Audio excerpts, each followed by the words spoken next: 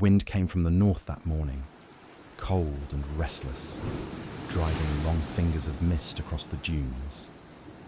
The lake was a pewter sheet beneath the heavy autumn sky, its waves hissing and folding against the sand like something alive, something whispering secrets. A gull cried somewhere out in the greyness, then was gone, swallowed by the fog that clung to the tower like breath to a mirror. Thomas Calder paused at the base of Big Sable Lighthouse, his boots sinking slightly in the damp sand, and looked up at the structure that would be his home. The tower rose stark and black and white against the low sky, its stripes like the ribs of some great creature thrust half buried from the dunes. It was older than it looked, built in 1867, they told him, and carried the weight of decades of storms, isolation, and rumour. He was 32, broad-shouldered, dark-haired, with eyes that had grown too used to loneliness. He had worked the lamps of Manistee and White River before this, but Big Sable was different, remote, wilder. The nearest town was miles away through rough country, and his only company would be the assistant keeper, a young man named Henry Voss, whom he had yet to meet. The door creaked open before he could knock. Henry appeared, thin, sharp-faced, with the pale look of one who saw little sun. His oilskin was buttoned to the throat. "You're Calder, then," he said, without smiling. "They wired you were coming." Thomas nodded. "Just arrived from Luddington by horse cart. Took longer than I expected. Roads near impassable with the rain." Henry stepped aside. "You'll get used to that. Weather doesn't much care what we plan out here." Inside, the air smelled of salt, oil, and iron. The living quarters were tight but tidy. Wood-panelled walls, a coal stove, 2 bunks, a table scarred by years of use.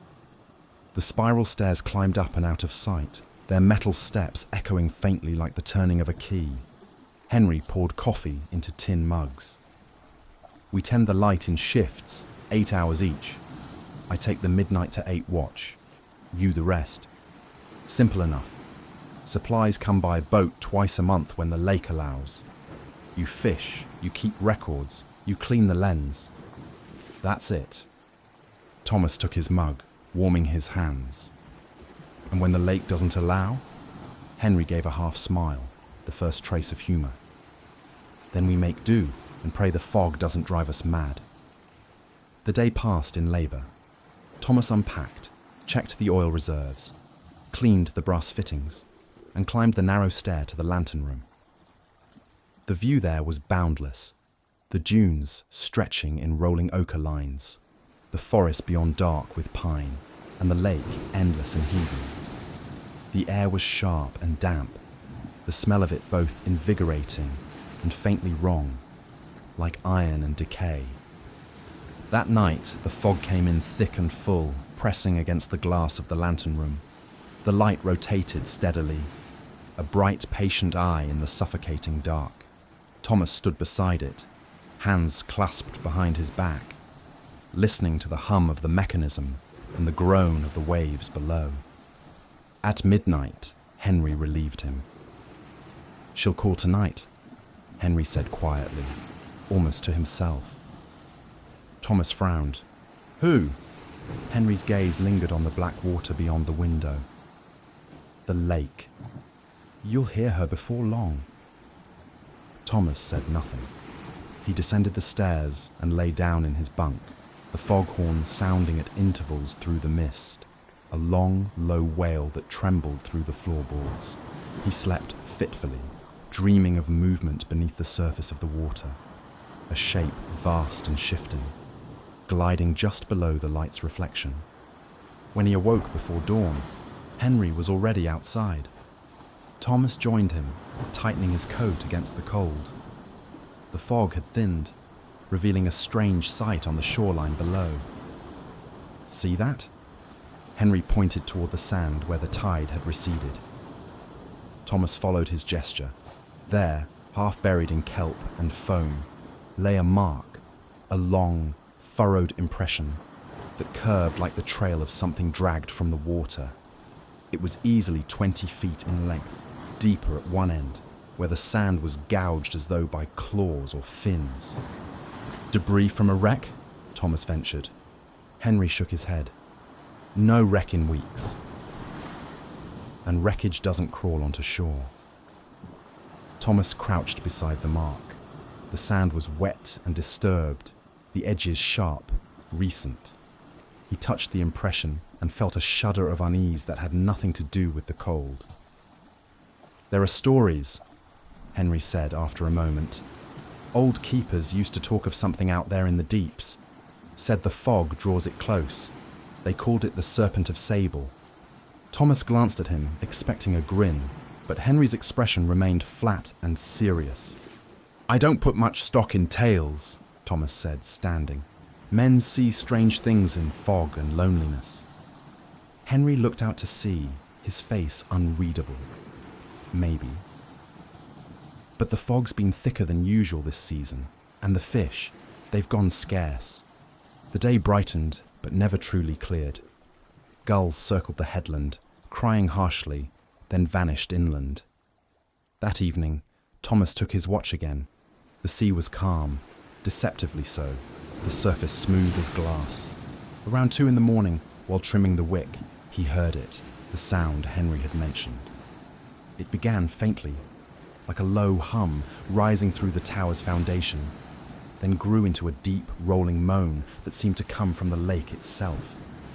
It was not the foghorn, nor the wind. It was alive, resonant, sorrowful. The glass trembled. Thomas leaned against the railing, peering down into the mist below.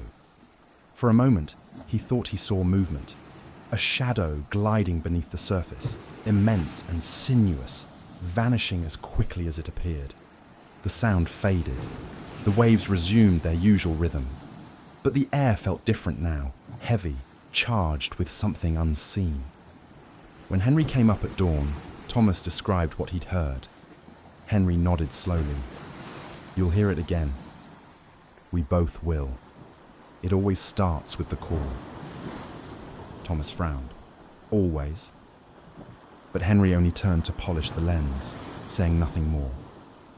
The next several days passed in an uneasy quiet. The weather stayed grey, the lake unnaturally calm, as if something beneath its surface held it still. The gulls came less often, and when they did, they screamed in short, startled bursts before retreating inland again. Thomas kept to his duties, tending the light, recording the weather, cleaning the lenses until they gleamed like cut crystal.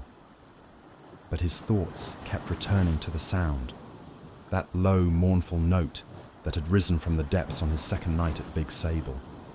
He mentioned it again in the logbook, beneath the temperature and wind readings. Unusual resonance from lake, approximately. 2:10 a.m. Faint vibration in glass. No discernible cause. Henry read the entry later and crossed himself quietly. Thomas pretended not to notice. That evening, the 2 men sat by the stove, the lantern between them throwing long shadows on the walls. Henry was mending a torn sleeve, his hands steady, his eyes fixed on the thread as if afraid of looking elsewhere. Thomas broke the silence. You've been here longer than most keepers, haven't you? 6 years, Henry said. Long enough to know when to listen. Listen to what? The lake, Henry murmured. She speaks when she wants to. You can hear her through the fog if you're quiet enough. Thomas smiled faintly. You sound like one of the old fishermen. They always give her a voice. She has one, Henry said simply. And she's angry. Thomas looked toward the window. The fog had thickened again, pressing against the glass in slow, swirling shapes. You think the creature you spoke of has something to do with it? Henry's needle paused mid-stitch. I don't think, he said softly. I've seen. Thomas set his cup down. What did you see? Henry hesitated, then met his eyes. It was last winter. The lake froze halfway, rough and jagged, the air so cold the lantern oil turned sluggish. One morning I went out to break ice from the pump and saw something near the edge of the ice shelf, something dark, like a length of rope or a log. But it moved. It rolled in the water and struck the ice, shattering it like glass. Then it sank. When I got closer, I saw scales, black as coal, big as a man's hand, and an eye beneath the surface, the colour of old brass. He looked down at his sleeve again, resuming the stitch. Next day, we found the assistant keeper's dog, what was left of it, washed up on shore. Thomas felt the hairs rise on his neck. "And you think it's the same thing that made the sound?" Henry gave a humourless smile. "There's only one thing out there that big." The foghorn sounded, a long, desolate note that seemed to carry their conversation away. Later that night, Thomas woke to a noise. It wasn't the horn or the wind. It was something else, something rhythmic. He rose, pulled on his coat, and climbed the stairs to the lantern room. The light spun steadily, its beam cutting through the fog like a blade. Then he heard it again, a thudding, distant but distinct, as though something large struck the base of the tower from below. Once, twice, then silence. He peered down through the narrow window slit. The base of Big Sable was nearly invisible beneath the mist, but the faint shape of waves breaking unnaturally high caught his eye, like water displaced by something massive. A chill went through him. He lit a lantern and descended, his boots echoing on the spiral stair. At the service door he hesitated. The fog pressed against it like a living thing, beads of moisture running down the iron handle. He opened it slowly. The night outside was thick, the air so wet he could taste salt on his tongue. The lake hissed against the rocks. He lifted the lantern, its flame flickering madly. For a moment he saw nothing but shifting grey. Then a shape moved just beyond the reach of light. It was vast, undulating, as if the water itself were flexing. He heard the wet slap of something heavy striking the surface, then a sudden rush of displaced water. The lantern flame danced wildly as he stumbled back. A sound followed, low and gurgling, like a sigh drawn through a hollow reed. It came from the darkness only a few yards away. He froze, heart hammering, as the surface rippled again and something pale drifted into view. A long, curved ridge that caught the lantern light. For a moment, he thought it was driftwood. Then it turned, revealing a slick sheen of scales and the faint, unmistakable glint of an eye. Thomas dropped the lantern. It hit the wet stones and went out, plunging him into darkness. The sound that followed was enormous, the lake exploding outward as though something immense had lunged toward the shore. He stumbled back through the door, slammed it shut and bolted it, his breath coming fast. From outside, the waves pounded violently against the base of the tower. The foghorn bellowed once, twice, then went silent, as if the air itself were being swallowed. He stood there for minutes, unmoving, until the noise faded and the silence returned. In the morning, Henry found him at the kitchen table, pale and sleepless, hands trembling slightly around a cup of coffee. "You saw it, didn't you?" Henry asked quietly. Thomas said nothing. He only looked at the door that led to the lake, where sand and water had seeped through the cracks during the night. Henry placed a folded piece of paper on the table, a torn page from an older keeper's logbook. "Found this in the drawer weeks ago," he said. "Didn't show you before. Thought it might scare you off." Thomas opened it carefully. The handwriting was uneven, hurried. October 3rd, 1899. Heard the calling again tonight. Sounded closer. Found carcass of fish, half eaten, length 12 feet, teeth marks deep. Fog thick. God help us all. He looked up at Henry. "You think it's still out there?" Henry gave a weary nod. "It never leaves. Just waits." Thomas folded the paper again and tucked it into his logbook. "Then we'll keep watch," he said, "and we'll find out what it is." Henry's eyes darkened. "Careful what you go looking for, Calder. Some things out here don't want to be found." The days grew shorter. The fog no longer lifted even by afternoon, and the sound of the waves became strangely muted, as though the air had thickened. One evening, while repairing the hoist line at the lantern level, Thomas noticed something unusual near the water's edge. Dark shapes clustered in the shallows. Through his spyglass, he saw they were fish, dozens of them, floating belly up, their bodies split open by deep gashes. When he called Henry to see, the younger man merely shook his head. "It's starting again," he said. "What is?" "The feeding." Thomas frowned. "If that thing is feeding this close to shore," Henry interrupted, "it means the fog's bringing it in. We'll have to keep the light burning bright. That's the only thing it fears." "How do you know that?"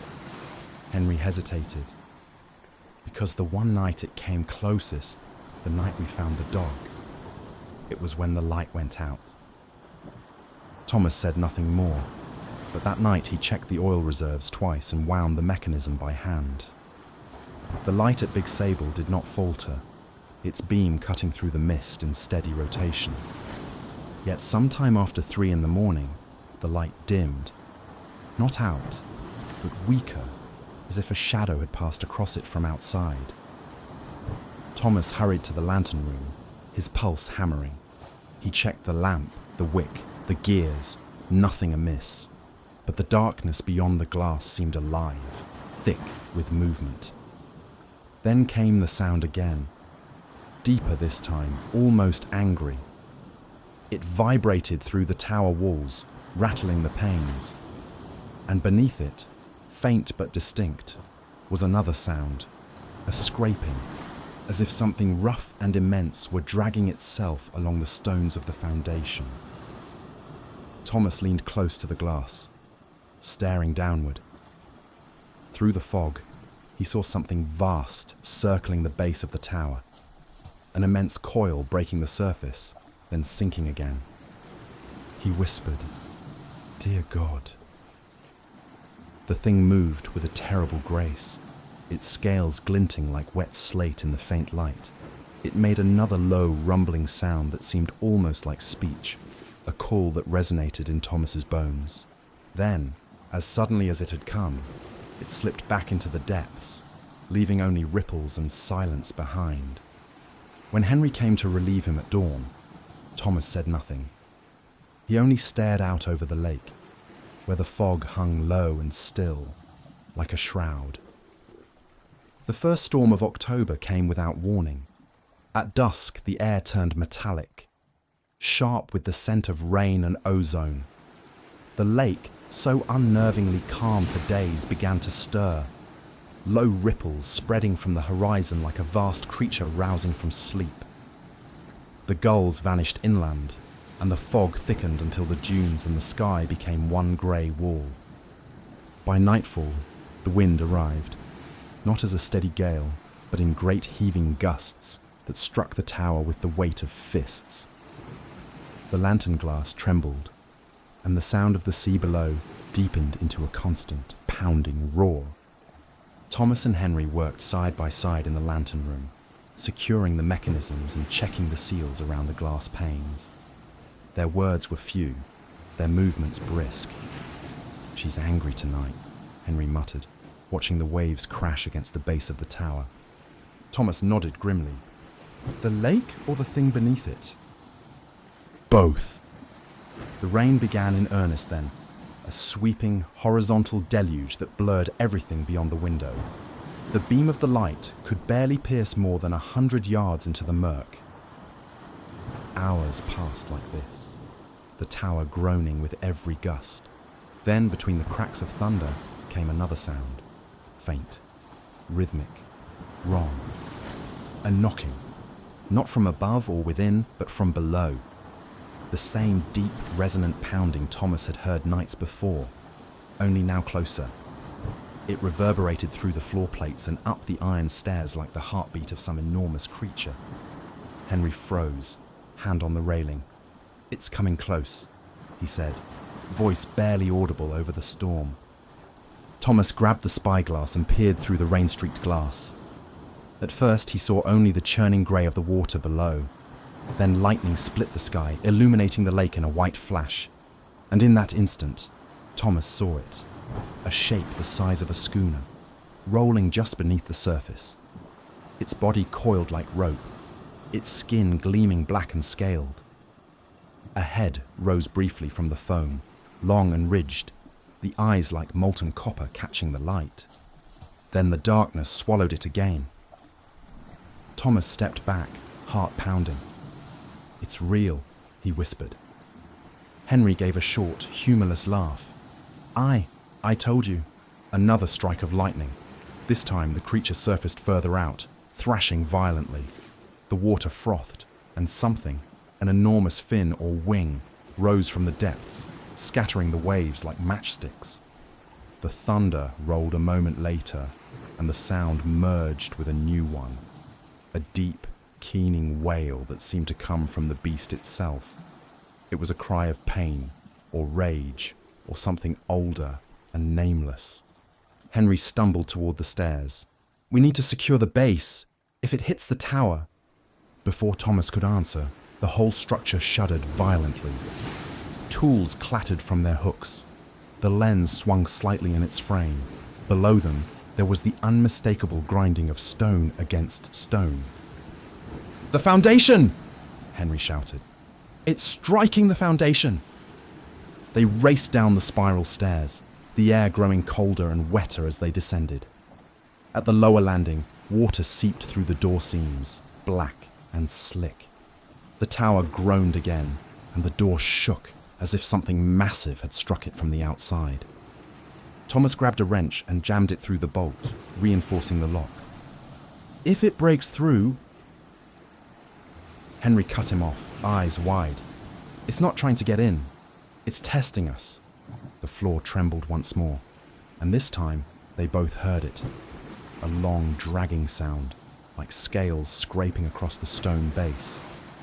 Then, silence. Only the rain remained, hammering the windows and hissing down the sides of the tower. For nearly an hour they waited, listening. When the storm finally began to ease toward dawn, Thomas dared to open the door. The fog was thinner now, but the shoreline was ruined. Sand torn away, great gouges carved into the earth as though by a plough. And in the shallows, half buried by the receding tide, lay something impossible. A single scale, black as obsidian, the size of a dinner plate. Thomas knelt, touching it with shaking fingers. It was smooth, almost glassy, and so cold it burned. When he lifted it, a faint shimmer ran across its surface, like the reflection of deep water even in the grey morning light. Henry stared at it with something like reverence. "Proof," he murmured. "For all the stories, all the deaths, no one ever found proof until now." Thomas shook his head.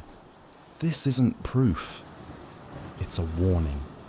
They carried the scale inside and set it on the table. For hours they examined it, turning it in the light, feeling the weight of it both physical and spiritual. It seemed to hum faintly, as though still connected to whatever vast force had shed it. When night came again, Thomas dreamed. He was standing on the shore, the lake a sheet of black glass. In the distance, the tower's light spun lazily, its beams stretching over the waves. Then the light faltered, flickered, and went dark.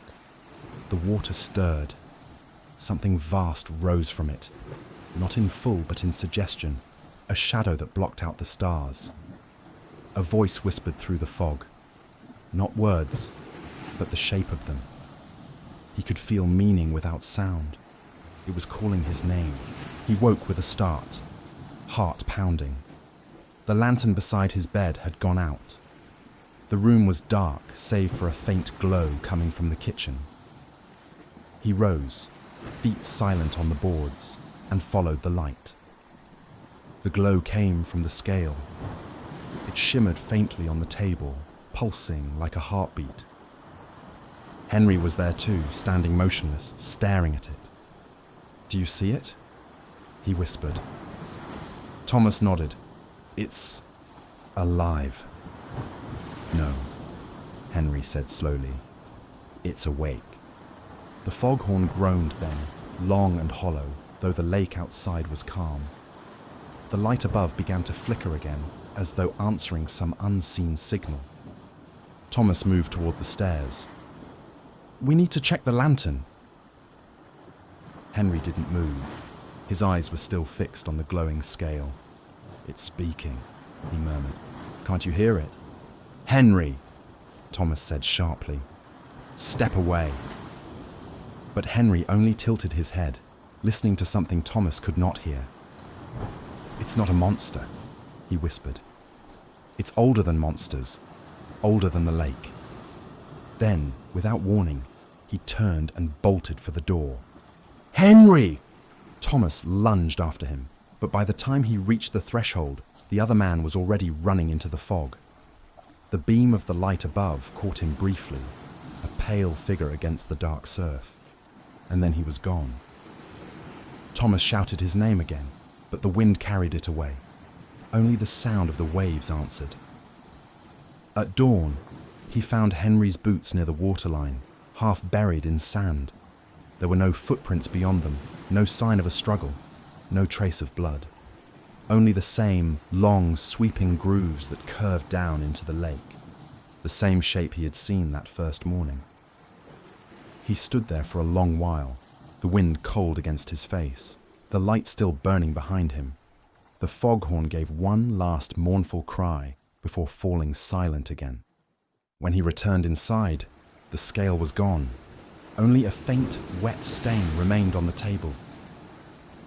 For the first time in his life, Thomas Calder was truly alone. In the days following Henry's disappearance, the world seemed to contract around the tower. The fog never lifted. The sun was a pale disk that hung motionless in the sky, casting no warmth, offering no sense of time. He filed the report as duty demanded, a brief, factual entry in the logbook sent to Luddington by courier boat when weather allowed. Assistant Keeper Henry Voss presumed lost in heavy fog. Search unsuccessful. Will maintain operations until relief arrives. But no relief came, no answer to his message, no sign of a supply boat on the horizon. The silence was absolute. He kept to routine at first, cleaning, maintaining the light, recording the weather, clinging to habit as though it could keep him sane. But each night, as the beam swept across the grey lake, he found himself staring longer at the water below, waiting for some movement, some ripple, some whisper of the thing that had taken Henry.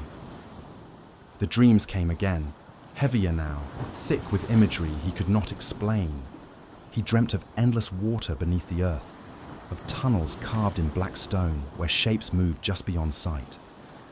He dreamt of a light burning underwater, his light, and something vast coiling around it, worshipping it, fearing it, loving it.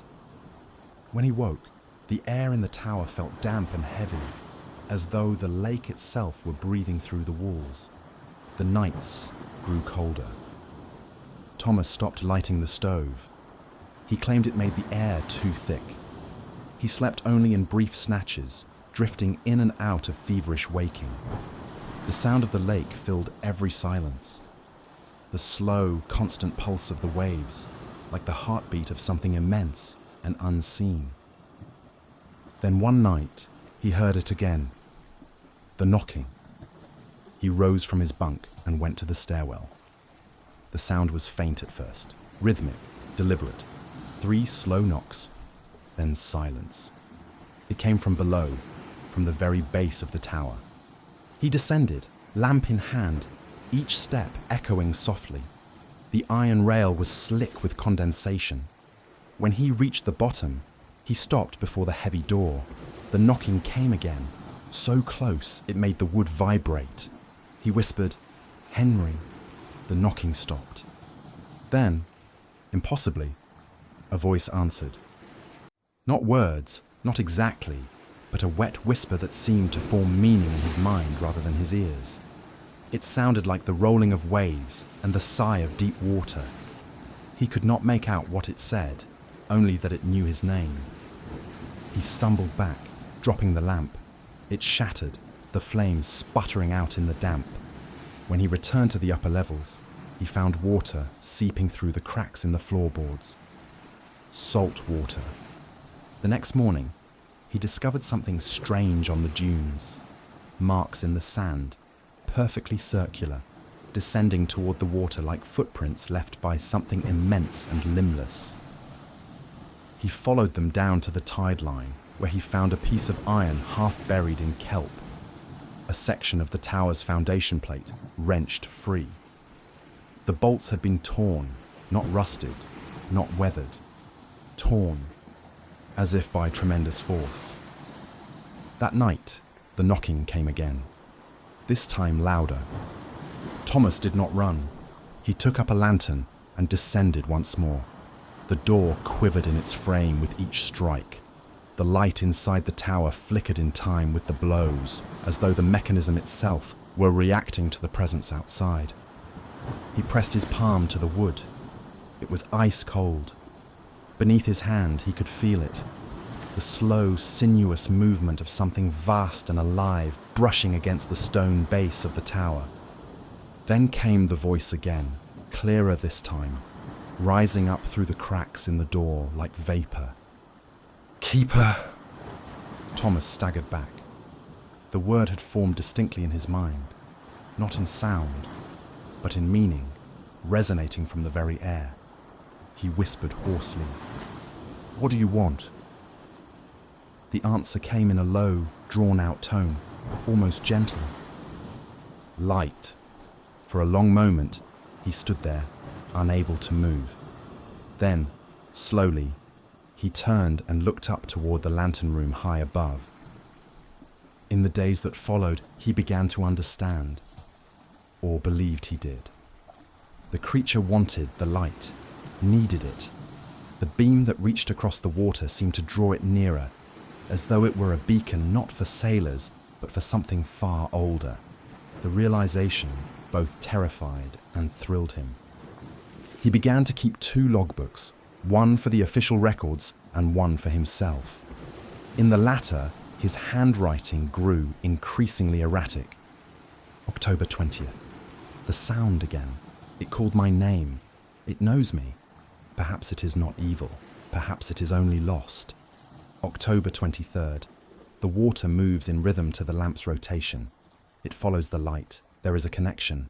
Henry feared it. I do not. The sea is alive. The light is its heart. October 27th. I must see it fully. If I could descend into the fog, perhaps it would show itself. It is not a monster. It is something divine. He stopped writing weather observations. He stopped eating regularly. His face grew hollow, his eyes bloodshot from sleepless nights spent watching the lake. At times, he thought he saw shapes in the fog. Not one creature, but several, gliding in great slow circles just beyond the reach of the light. Sometimes they would surface briefly, leaving long ripples like serpents twisting in the grey. He spoke to them then, whispering into the wind. "I am the keeper," he would say. "I tend your light." And sometimes, faintly, from far out across the water, he thought he heard an answer. One evening, as he trimmed the wick, the mechanism jammed. The great brass lens shuddered and halted mid-rotation, leaving half the lake in darkness. He cursed and leaned in to repair it, and in that moment, the tower shook violently. Something had struck the base again, harder than before. He heard the sound of stone splitting, the grind of metal. The lantern above wavered, and the beam flickered out completely. The fog rushed in at once, dense and black, pressing against the glass. Thomas stumbled to the window, trying to relight the flame, but then he froze. Below, the water churned violently. From the depths, something was rising. A vast, undulating form that seemed to draw the very fog downward with it. Scales glistened in the dim light, and then he saw it, the eye, immense, gleaming golden red like a dying sun. It stared directly at him. "Keeper," the voice said again, filling the room, though no lips formed the word. Thomas fell to his knees, trembling. "What are you?" he whispered. The answer came in a sound that was not a word, but a feeling. Ancient, mournful, endless. He saw flashes of deep trenches, black water, and ruins swallowed by silt. He felt the pull of tides that had existed long before men built their towers. The meaning was simple, terrible. I was here before the light. The creature's body rose higher, water streaming from its scales. It coiled once around the base of the tower, and the entire structure groaned in protest. Then, as suddenly as it had come, it released its grip and slipped back into the depths, leaving the water boiling in its wake. When the fog cleared slightly, the light was gone. Shattered glass, broken gears, oil spilled across the floor. The beacon of Big Sable was dark for the first time in 40 years. For 2 days, no ships passed. No signal came from the shore. Thomas barely moved, sitting by the window, staring at the still water. He knew what he had to do. He packed a small lantern, filled it with what oil remained, and descended the stairs to the door. The sand outside was cold beneath his boots. The lake was calm again, unnaturally so. He held the lantern high and whispered into the fog, "You wanted the light. Here it is." A ripple spread outward from the darkness, then another. The water began to glow faintly, as though reflecting the lantern's flame from beneath. Something rose from the depths, slow, deliberate, magnificent. A vast head surfaced first, crowned with ridges that glistened like wet iron. The golden eye opened once more, regarding him not with hunger, but recognition. Thomas smiled faintly. "I understand now," he said. "You were never the monster." "We were." The creature drew closer, its breath a low, tidal sigh. The lantern flickered wildly in his hand. He took one step forward into the water, then another. The waves closed over him without a sound. When the next supply crew finally reached Big Sable 2 weeks later, they found the tower half flooded and the main lamp destroyed. The logbooks were soaked and unreadable.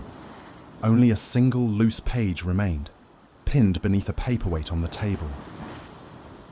The writing was shaky, scrawled in oil and salt. "The light belongs to the deep." It always did. The morning the relief crew arrived, the lake was as smooth as slate. No wind, no sound of surf, only a vast glassy silence stretching from horizon to horizon. The men aboard the Marion Belle thought it strange, that stillness. The Great Lakes were rarely calm this late in October. They spotted Big Sable Light before noon, a thin black silhouette rising from the dunes. But something was wrong. The lantern room's glass was shattered, the great Fresnel lens fractured into a dozen glittering shards that caught the sun like broken ice. No smoke came from the keeper's quarters. No signal flag hung from the rail. "God's mercy," muttered Captain Rowan, tightening his grip on the tiller. "It's gone dark." They dropped anchor and rowed the last 100 yards to shore. As they approached, the air grew heavy, salt-sweet and strange. The beach was littered with kelp, though none of them could say how it got there. The water of Lake Michigan did not breed such plants. When they reached the tower door, it stood ajar. Inside, the air was thick with moisture. Rust had bloomed across the iron staircase. In the keeper's quarters, they found dishes still set on the table, a pipe half filled with ash beside a ledger swollen with water. Every clock in the tower had stopped at precisely 3:17 a.m. There was no sign of Thomas Calder. The first of the crew to reach the lantern room was young Peter Dougherty, a deckhand barely 19. Later, he would tell the Luddington constable that what he saw wasn't right. The lamp itself was in ruins. The great wick burned to black stubs, the gears twisted as if by tremendous force. The walls were streaked with soot and something darker that no one could name. But what chilled him most was the window. Etched into the salt-crusted glass, by no human hand, was a single word: K-E-E-P-E-R. He turned and ran, calling for the others. When they examined the base of the tower later that day, they found that several of the massive foundation stones had shifted, as though something immense had pressed against them from below. The cracks in the mortar were filled not with sand, but with fragments of shell and what looked like fine scales, translucent and iridescent. Captain Rowan had them collect everything for inspection, but by evening, the fragments had dissolved into brine. The official report, filed a week later in Luddington, was dry and unsentimental. Keeper Thomas Calder, presumed drowned following a structural collapse at Big Sable Light. Lighthouse temporarily decommissioned pending repair. No further evidence of foul play or storm damage discovered. But among the men who served on the lake, other stories took hold. They said that on clear nights when the moon was high, a light still shone faintly from Big Sable's broken lantern, not steady like a flame, but pulsing as though underwater. Fishermen claimed to hear low sounds rising from the depths near the tower, not the groan of shifting stone, but something like a voice, slow and rhythmic, whispering beneath the waves. "Keeper!" The word carried far over calm water, they said. By December, a replacement keeper was appointed, a quiet man named Elias Vance. He was older than Calder, more cautious, less given to talk.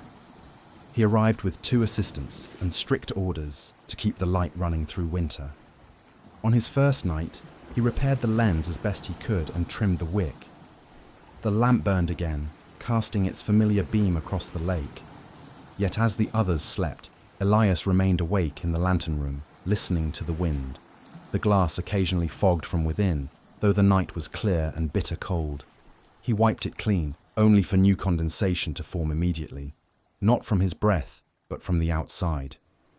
At some point after midnight, he heard the faintest tapping on the glass. Once, twice, then 3 times. He froze. Slowly, he turned toward the window. There, beneath the light of the lens, faint outlines swirled within the mist, curves, arcs, and then an eye. A single golden red eye staring through the glass. It blinked once, then was gone. Elias stumbled back, his heart hammering. He rushed down the stairs and out onto the beach, scanning the black water. The waves rolled in soft and even, moonlight painting the surface silver. And then, far offshore, he saw it.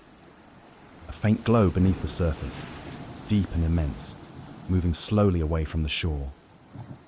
It pulsed once, twice, and then faded into the depths. He returned to the tower, trembling. In the logbook, he made only 1 entry that night, December 14th. Light observed in water. Perhaps reflection, or perhaps not. The lake keeps its secrets. I will keep mine. Over the following years, keepers came and went. Some stayed only a season. A few lasted decades. Each kept the light burning, and each, at some point, claimed to have seen something in the water. A shadow moving deep below the beam. A shape circling slowly in the fog. None spoke of it in reports, but word spread quietly among the lighthouse service. Men transferred, rather than serve alone there. Some said it was cursed. And yet, ships guided by Big Sable light never again struck the reef offshore. The lake remained calm there, even in the fiercest gales, as though the waters themselves were guarding the tower. In 1927, when the lighthouse was electrified and automated, the last keeper left the tower for good. The Coast Guard, recorded one final note in the service log. Light converted to automatic operation. Human keeper no longer required. That night, a storm rose from the west. Sudden, violent, and unlike any the coast had seen in years. The automated lamp burned steady through the gale, but witnesses from Luddington reported seeing something impossible. The beam turned briefly downward, sweeping across the lake's surface as though searching. And from somewhere far out in the blackness, a deep roar answered. By dawn, the storm was gone. The lake was still again. The light continued to burn, precise and unblinking. But when maintenance crews arrived weeks later, they found the tower foundation newly cracked, the stones damp with salt. No seawater, the inspector wrote. No explanation either. Today, Big Sable Lighthouse still stands, tall and austere against the dunes, its black and white bands stark against the sky. Visitors come for the view, for the history, for the photographs. Few know the name of Thomas Calder. Fewer still know the story whispered among the old sailors of Luddington. That beneath the calm waters of Lake Michigan, something ancient stirs, that it waits for the light that once called to it, that it remembers the keeper who walked willingly into its depths. And on certain fog-bound nights, when the tower windows weep and the beam flickers low, locals swear they can hear it again, that low, patient voice rising from the black water, carrying across the shore, "Keeper,